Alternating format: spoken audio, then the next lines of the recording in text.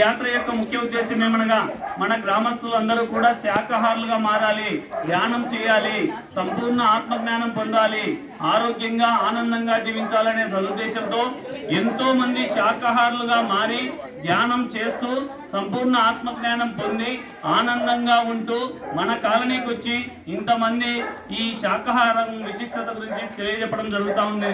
చూడండి, ప్రతి ఒక్కరూ శాకాహారులుగా మారండి. ఏ మానవునికి మాంసం తినే హక్కు లేదండి. ఎందుకంటే మన దంతాలు చదును దంతాలు, కూర దంతాలు ఉన్న వాటిని మాత్రమే మాంసం తిని బతకమని భగవంతుడు భూమి మీదకు పంపడం జరిగింది. ఉదాహరణకు పులి, నక్క, పిల్లి ఇటువంటి జంతువులు. కానీ మనం పురాణాల్లో రాక్షసుల లెక్క తయారై మనకు ఏ హాని చేయని నోరు లేని మూగజీవిని చంపి తింటా ఉన్నాం. ఫలితంగా పాపాన్ని మూటగట్టుకుంటున్నాం. పాపం యొక్క ఫలితము దుఃఖము, అనారోగ్యము, ఆర్థిక ఇబ్బంది, మానసిక కష్టము. మన జీవితంలో ఏవైతే మనము వద్దు అని అనుకుంటున్నామో ఇవన్నీ కూడా మనకు కలగడానికి అతి ముఖ్య కారణం మాంసాహార సేవనమే. కావున ప్రతి ఒక్కరూ మాంసాహారం మానండి, ధ్యానం చేయండి. చూడండి, శాకాహారం తింటే 16 నుంచి 18 గంటల్లో సంపూర్ణంగా అరిగిపోతుందండి. అదే మాంసాహారం తింటే 72 గంటల సమయం పడుతుంది.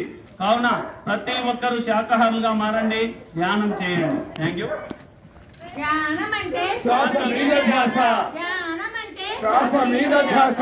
హింసా చోడో, హంసా పకడో, హింసా చోడో, హంసా పకడో. మాంసాహారం మానాలి, మాంసాహారం మానాలి.